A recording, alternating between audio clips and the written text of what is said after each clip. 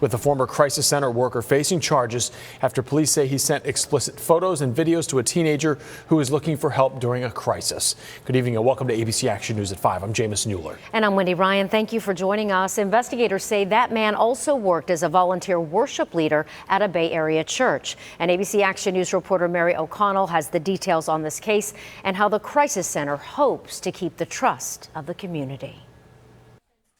It started with a phone call. The Hillsborough County Sheriff's Office says last month a female teen called 211 during a crisis. She gave her contact info and was told someone would call her back. Shortly after, the victim got a call from a man identifying himself as an employee of the crisis center. After speaking with that victim over the phone, he then called her from a restricted cell phone number and began asking her very personal questions. He was asking this teenager for her Instagram account. Detectives say the suspect eventually sent the victim explicit photos and videos and asked for photos of her. The victim reported what happened, and after an investigation, Christopher Augusto Laracuente Cotto was arrested. The sheriff's office says Laracuente Cotto is also a volunteer worship leader at a local church. We're showing his mugshot because the sheriff's office is looking for anyone else who may have been victimized by this suspect. The crisis center tells me as soon as they confirmed the inappropriate contact, he was fired.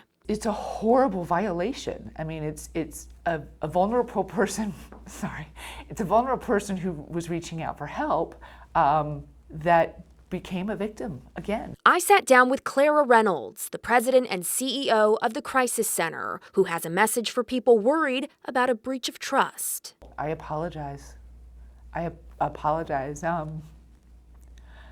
And I guess I'm grateful to be able to say that this isn't an anomaly.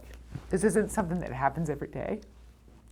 That we take this very seriously. I'm so sorry. It's okay. Take a second.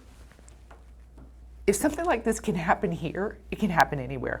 The Crisis Center says the former employee passed background checks before he was hired and was an employee for less than 60 days, going further to say they're reviewing policies and procedures to do everything they can to keep something like this from happening again. Reynolds is also hopeful that if someone doesn't feel comfortable calling them right now, that they'll still reach out somewhere and get the support they need.